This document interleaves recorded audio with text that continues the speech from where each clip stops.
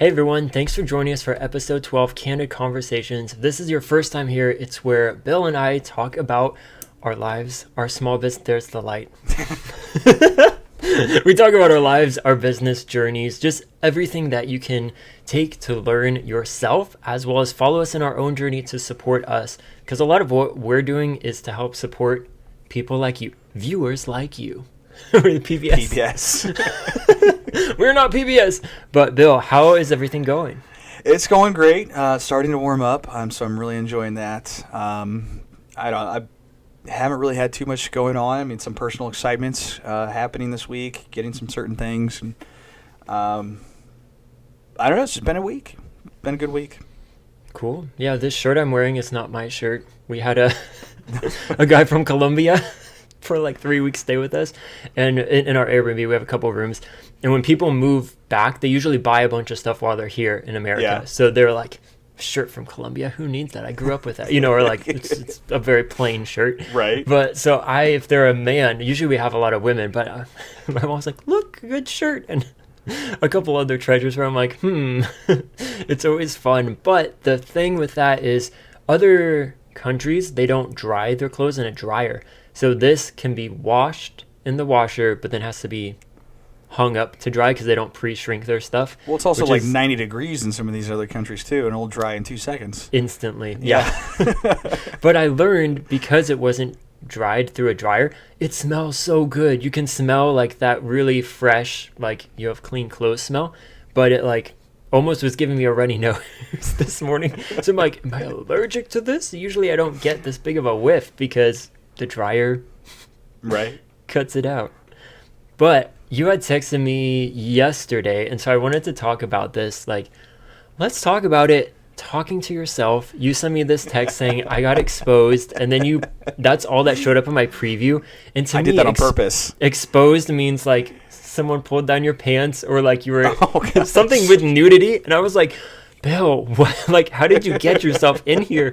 What is exposed? And then the other, then maybe you saw someone expose themselves to you, and I'm like, how does this happen in a factory job? But no, it was none of that. It was talking to yourself. So maybe tell us about that experience. But I do want to turn it around to talk about like the subject itself, because there's, I think, a lot of helpful things we can get out of this. But what happened? How were you exposed? Well, I don't know if we should ask that question. How were you exposed? So I wrote it up that way on purpose because I wanted to, like, he's like, oh no, what's going on? And then and sure enough, oh okay, well that's not too bad. But so I was Bill at kept work. all of his clothes on. Yeah, all of them. I was at work, and I was using my phone. I had plenty of time. I was really bored at work, but I was actually in a spot, like, within the factory. I was on a particular line that, within that, like, location has very low phone signal. So I couldn't really listen to any podcasts without having them, like, take forever to load. What else do I do? Scroll social media and stuff. I mean, I was very limited with what I could do with my phone. Because you're not supposed to have your phones on all the time at work. So I was being very responsible and had my phone on all the time. I opened up Google Docs, and I was working on just writing up some notes for our podcast that we do, other one. And I throughout that process of writing up these notes, I found myself just actually speaking my thoughts as if we were recording. And I was on a roll too. I mean, this was like kind of like sermon grade, because I wasn't talking to you. This was like sermon grade dialogue. It was body great. swaying, hands. So, and I was in my own world, so I didn't know what or who was going on around me. I was just doing my job and so on. And then I turn around, and our quality inspector, he's just looking at me like, "Are you all right?" It's like, "Hi." Yeah. Like, how much of this did you see? When did you turn my way? Yeah. So I was like, yeah, I'm completely fine. I'm just kind of, talking to myself. It's like, oh, I know. I see that. So you don't have to tell me. I know you're crazy, So I kind of explained it to him. I was like, yeah, well, we get this little podcast we do every week, and, I'm just writing notes up and kind of get into it. He's like, okay. Then you hit him a track. Do you need Jesus? Yeah. Here's $1,000 bill. Right.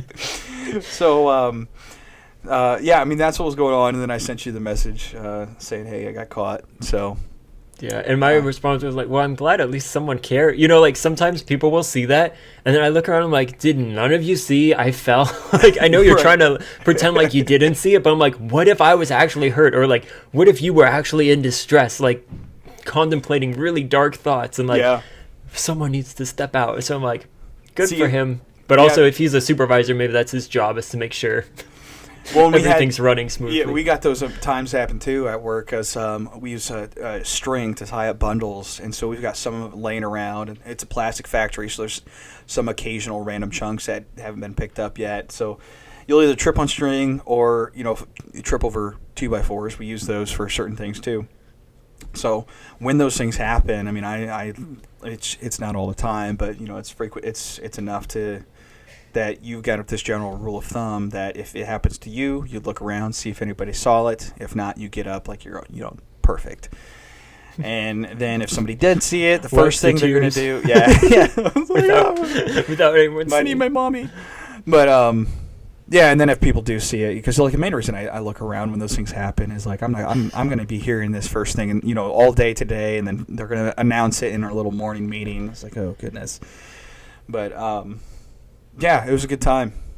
But within that, I thought it was interesting to think through, because those listening and watching too, think through it. Like, do you talk to yourself? Do you have that internal voice in your mind? Like, some of these things I would say, like, we all have it, but then I'm like, I don't know. I've never lived your life as someone watching, but I think it's interesting to think through, like, when throughout your life do you, kind of the self-talk in your mind to then when you're talking to yourself. I think for myself, I notice when you spend more time alone, that's when it starts coming up, because it's just so quiet, and you're like, this is not a good choice, Michael. And I'm like, ooh, if someone else was here, I wouldn't have said that. But I always think that's interesting, because I haven't found, like, I didn't look up stats, but I thought somewhere, they have studies for everything, but said more intelligent people talk to themselves. Yeah. But I do think it is true that you can talk through problems, and sometimes something about hearing it gives you a different perspective. What do you think about that? I think it can. I'm pretty much like a thinker in its own. Like, if there's any sort of whatever type of conflict, whether there's for an example, I know there's some things I got to take care of with my website.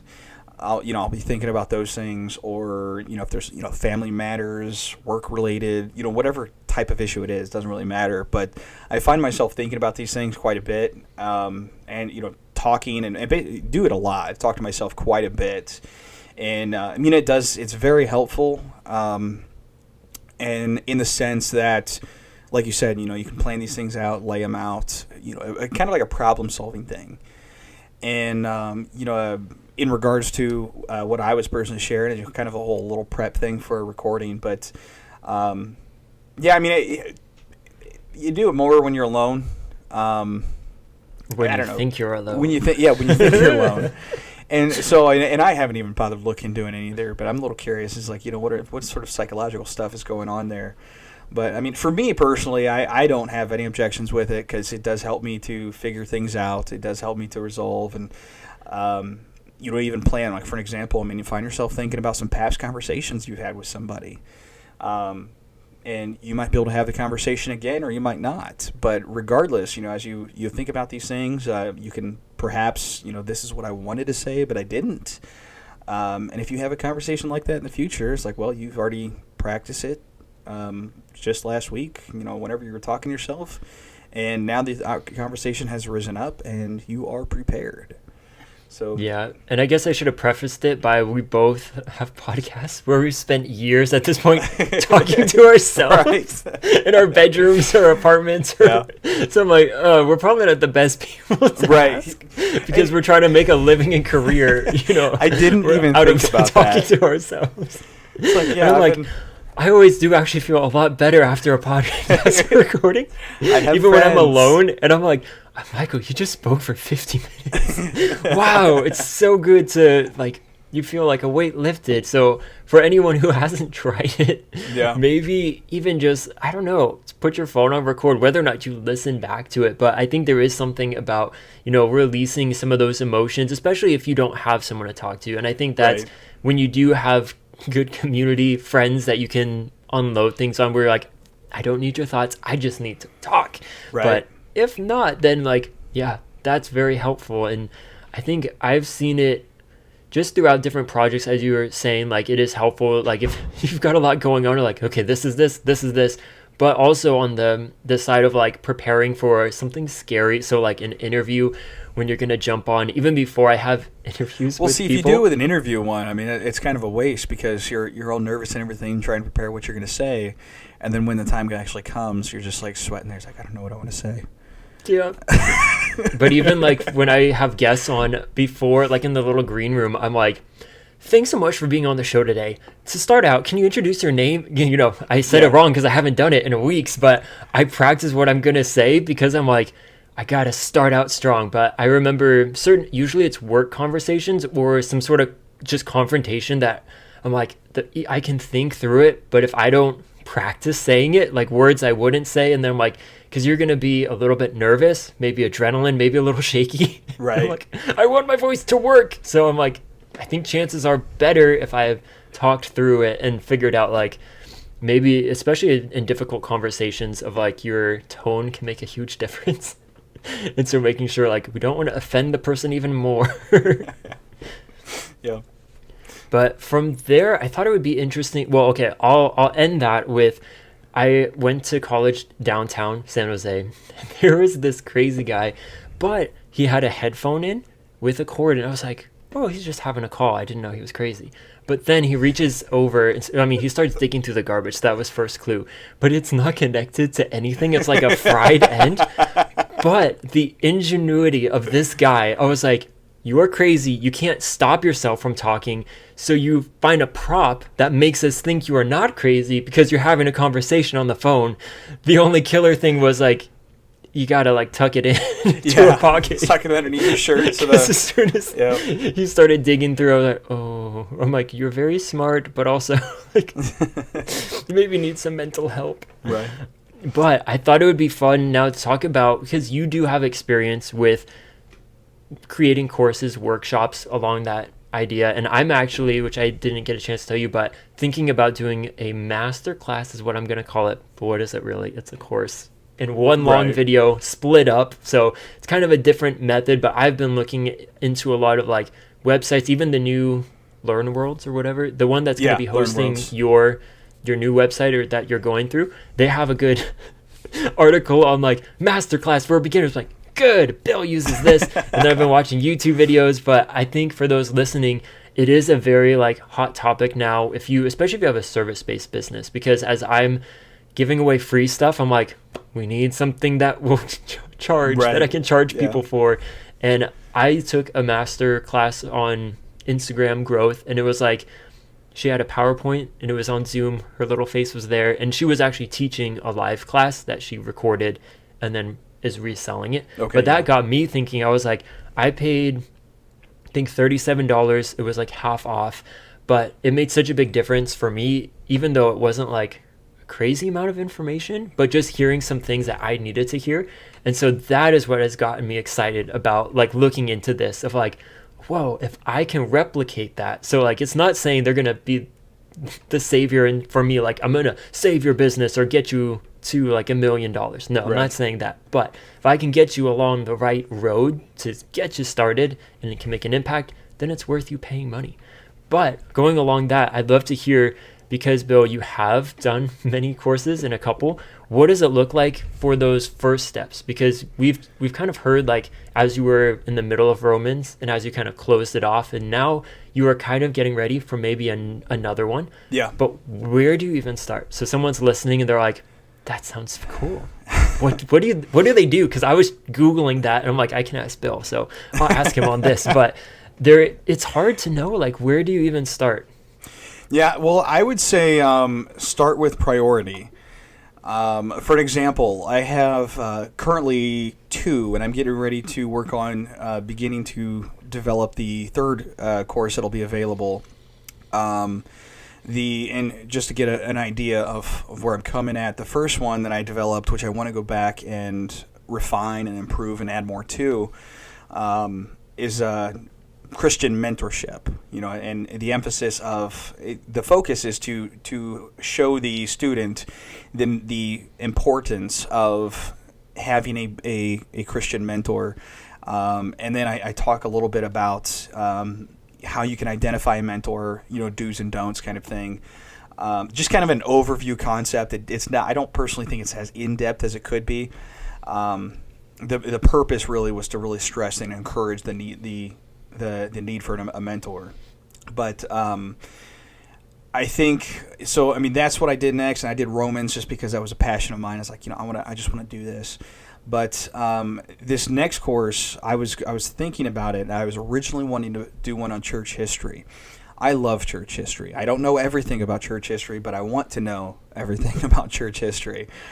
So that's why I was originally going to do that next. But I'm leaning more into developing a course on biblical interpretation. A reason being is that more people who are, well, I would say everybody, but priority is primarily Christians need to have a good understanding of how to properly understand the biblical text.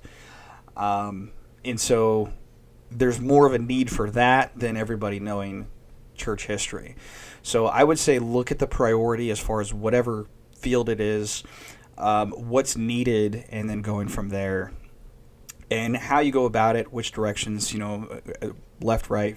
I mean, for example, within what I'm doing here, there needs to be biblical interpretation. There needs to be establishing ministries, relationships, and so on. But so, I mean, those things could all be priority. But at the same time, which one you go with next doesn't really matter, in my opinion. So I think that's really the big thing there is focus on priority, take care of that, work on an outline.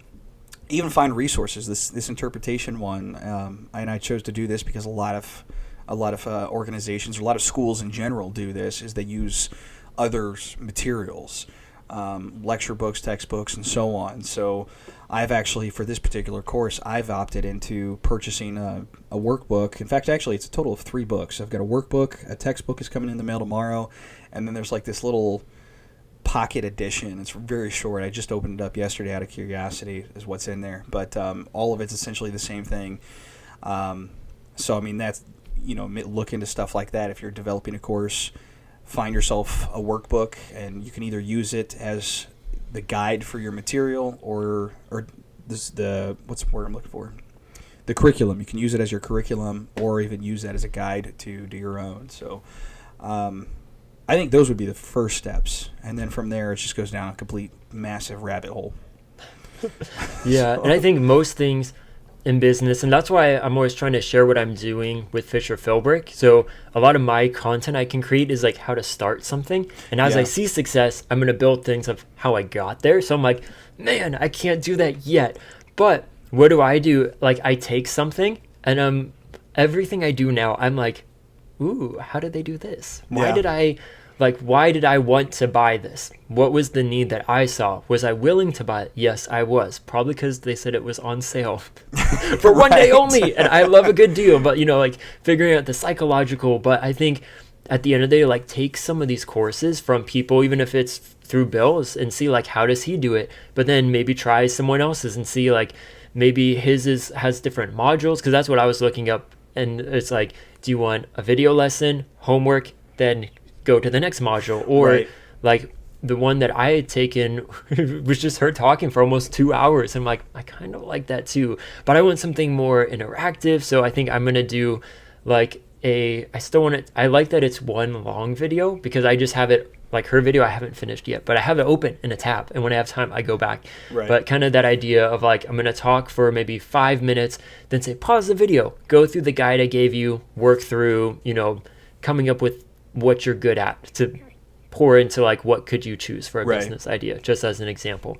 But the video I saw today that I thought was helpful talked about, well, one, like how important names are, which I love the naming process. So I'm like, ooh, that sounds fun. But like being specific enough to make sure you attract the right people, like what they're going to do. Right. And I think the most interesting thing, which it's one of those that makes sense, and when you hear it, you'll be like, yeah, duh.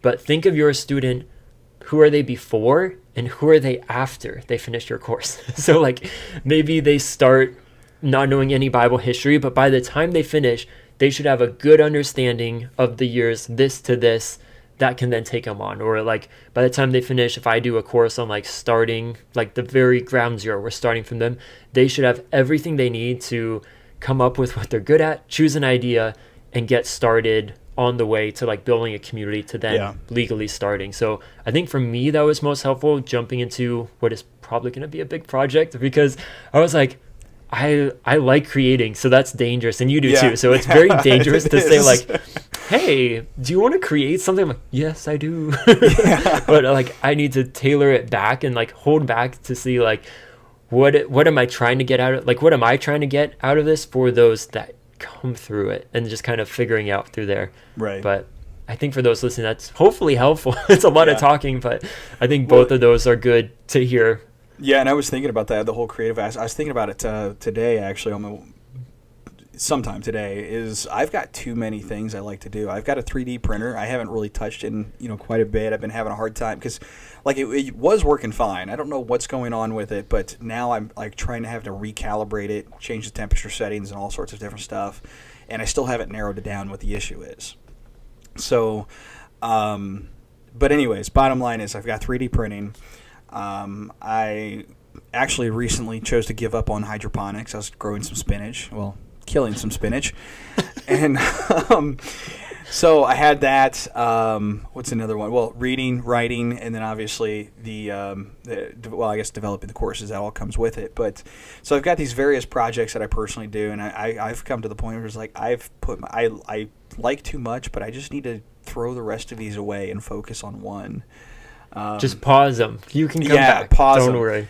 And because I think they're having all of these things is dragging all of them out. But I think with the classes, I would say it'd be dependent. Because my challenge is I want to provide everything I possibly can, but at the same time, these people should be readers and they're learners, they're students, so they should be doing their own research and various things. So it's not like you give them the entire alphabet and tell them how we got the alphabet and so on.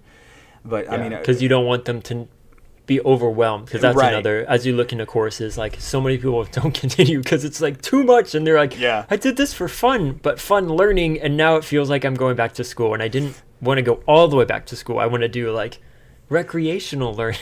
Right. Yeah, it's just so tricky. I'm like, oh, can't you just be committed and engaged? Yeah. Please. Yeah. Well, and then, so you've got to limit stuff. Like this book I actually have, I was looking at a little bit while I was waiting to connect here. It says Introduction to Biblical Interpretation. That's one of the resources I'm going to use for the course. And I think if each, an individual gets into that, either introduction or overview, say, hey, we're not going to give you every single thing that you can possibly think of, but we have various resources on this topic, and to, like you said earlier, to help you obtain that goal that you're trying to reach. This is the direction you want to go. Here's some various resources that you can use to get there, but ultimately which direction you go is up to you. So yeah, well, thanks for sharing that. I think that's great, and I think it's fun as I jump into it to see. I'll continue sharing, and as you're kind of figuring out these new elements of yours, you can share that as well. Yeah. But do you want to, I feel like we both kind of talked about what we were doing, but what's upcoming. But do you have anything else to add of like what you've been up to since we last talked, or where you're headed in this next week? Well, I just starting that course on, whenever I started. I've got some plans this weekend, but yeah, I mean, I don't think I really have anything officially set for this week other than mess with that, and then tinker. I guess we've talked about it a little bit. I got a few parts for my motorcycle, and mess with that a little bit. But on topic with developing a business, there's too big of a list to give one thing. Yeah, and I always feel like as I finish, so for myself, the good thing is I finished that email course, launched it this past Monday. So if you're listening and you want to legally start your own business, you should sign up. Or even if I was telling people, like, I'm like, I don't want to be desperate, but if you're interested in doing an email course and you can't find a free email course, this one is free. So just take it to learn and get better than me and then tell me what you did. Right. So that I can get better yeah. and edit it too. Because I was kind of, flying by the edge of my seat, or whatever they say, of like, I found an article that was helpful and I just jumped into it. But I feel like once I finish something, you probably feel like this too, you finish it and you're like, great, I finished, I'm done. And you're like, no, you just said you have a huge list of things, Michael and Bill. Like, yeah. I'm like, yes, but it's like that false sense of like, celebrate. But then I'm like, but it's not making money, Michael. So maybe if have a product that's making money, then it's like celebrate, but more realistically, like, you're gonna have to keep going. So like, it was exciting. I posted that. I have 2 people taking it now, so yay. One of them is someone who was already following me, and then another is probably from a Meta ad, or I posted it on the Nextdoor app, which is the neighborhood app, and I was afraid they're going to kick it off because you're not supposed to post business stuff.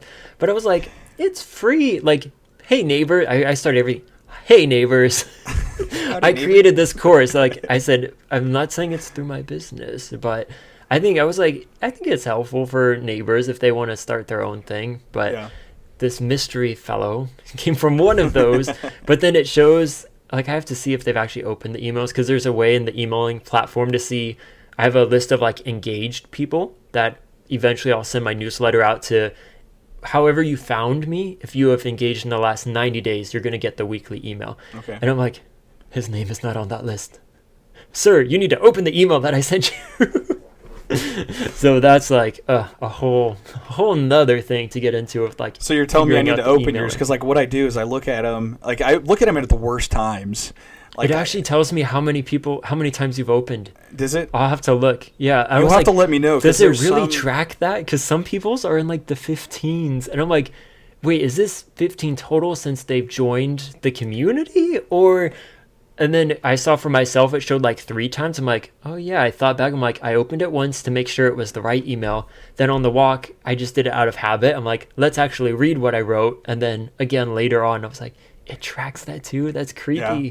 See, usually what I do, I get the notification of an email, and then I like open up the email app, and I guess with how it's set up now, I don't have to, because with using the Apple app, I mean, I had the notifications turned off at that time. So I'd have to open it, see if I got those emails.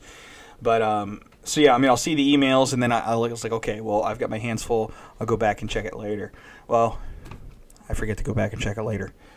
I'm terrible with that. It's just but email. But at least if you open it, that's what these, Google, Yahoo, they need to see that people are opening their emails, at least. Well, and I can try to do that, because what I do is there's some that I purposely don't read, because when I see it, I'm like, okay, I'll get back to it. And so by having it on unread, that notification is still there that I need to go back. But then also you can also add it back. You can add the unread back.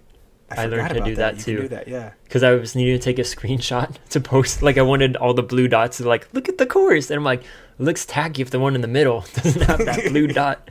So I was like, how can we fix this? I'm like, oh, there actually is. Or I'll flag, like, all my tax emails that I get, I just flag them all. Because I'm like, they send them at the end of the year. And, like, I just recently, tax day was out last Monday. Just recently got everything together for that. I'm like, oh, I flagged these down months ago, so I know I have them, but I need to go through them. And I had ones from a year, maybe 2 years ago. I'm like, this year I deleted them as I went, because I'm like, I do not need this one. But anything to close this out with, the question I had was like, do you have any adventures coming up? Which I think this weekend you said you did, right? Kind Possibly. of. Well, I've been voluntold, because I have, which I mentioned, I got some parts for the motorcycle that I'm going to put on this weekend, which I really hope it doesn't take long, because I'm excited about that. I'm turning a little into a.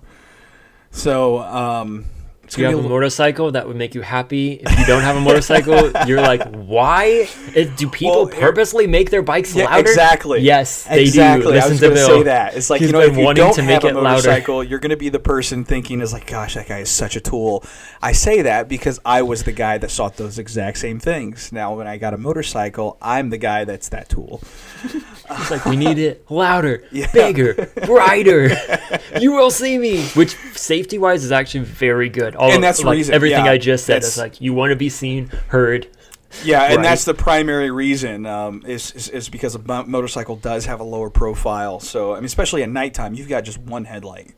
So that's why I put the LED neon, whatever they're called, lights on my bike, so that way at nighttime I'm more visible. Put red and blue, and then people will get out of your way real quick. Well, and a friend of mine told me that I don't know if you're allowed to do that. I can set them up to where they do flash colors. Yeah. So I might be able to do that. However, I probably also get pulled over and get a ticket. You're like, sorry, officer, this is a new feature. I don't know how it works and why it chose red and blue. I just pressed the button to switch colors, and now I can't feel it. And I was going to change it when I got home. I was trying to be safe. 2 hands on the steering. Besides, it gets people out of my way. So I know you do that too. You know, you see people fly, I'm like, is it really an emergency, or are you just impatient with the world? Well, and I've got my supervisor at the job I work at. He's EMS or chief fire director. I can't remember his particular role. So he's got these lights too, and I've asked him. I was like, I don't care how often. I'm just curious if you've done it at least once. And I've asked him if he's just turned the sirens on just so that he can go. He's like, yeah, I have. But so yeah, besides that, putting those parts on, I do have a friend of mine that he told me that I'm going to be coming over to his house. Like, we've got this relationship that, because a close relationship where he's like, are you doing anything? It's like, no. He's like, okay, well, you're going to come over. And that's pretty much the relationship we have. So he told me that I'm going to be, I actually asked him what his plans were this weekend. He's like, well, I have people coming over, including you. And I told him, I was like, well, I'm so grateful that you actually reminded me of my schedule this weekend. Such a relief. Yeah, I think that's fun, though. I always like just the quality time, like, that's on my end. I'm like, it doesn't matter what we do as long as we can hang out. Because I've had some friends who are like, we need to be doing something. And I'm like, I do like to be active. So, like, I don't oppose riding bikes together, going on a walk. But if that's the only thing that can connect us, I'm like, oh, is that bad? Because, like, I, at the same time, can just have we talk a ton, and that's fun to me. Like, like, we could talk about anything, and I think it would be fun. But, like, the whole idea, like, we could go to a coffee shop and just sit there for hours, potentially. So I think that's good if you can find a friend with that. Absolutely. For myself, we're visiting my sister's new house out in the woods, which we haven't been there since they moved in. So it'll be interesting. I hope that it's all beautiful. I think it will be, but because they've had like almost a month to unpack, so it will be interesting. We're going out to the woods. So, quick question: does your sister watch these? No. Okay, good. Well, probably not 30 minutes in. Okay, because I don't think anyone does except maybe me. Probably not even you. Oh, I do. I listen to the podcast. But what you need to do is show up in just if it's a cabin out in the woods or whatever specifically, dress up along that theme. Like I'm thinking like fishing line, the fishing hat, stirrup, whatever those overalls. So go the whole 9 yards. Be like, visiting your house. I thought I'd dress the part. Yeah. No. So good. All right. Well, we'll leave that here with you today. If you made it this far, thank you. This is the longest one we've done yet. I know, and let me tell all of you watching, YouTube is still taking away my views. So if you see that it has 0 views, that is a lie from the devil. Right. No, synonymous with big tech. Probably. Oh, and they're not gonna like that either. Oh, both Bill and I are like destroying our own businesses with our words. Might as well do it sooner rather than later. I know, but it'll take away. Like it'll show it has 7 views, which granted that's not a ton, but I love every single 7th person who's watched it. And then the next day, no views. I'm like, okay. And then 3 days later, 7 views. I'm like, yay, you gave them back. And I'm just like, what a twisted game to try to like fight with of views and all that garbage. But that's why you should follow Bill and I on our other platforms, sign up for our email list, Ones that we don't get deleted from. Yeah, because if you give me your email, no matter who tries to shut me up, I'll keep coming after you. But check out the description, and we'll talk to you guys next week.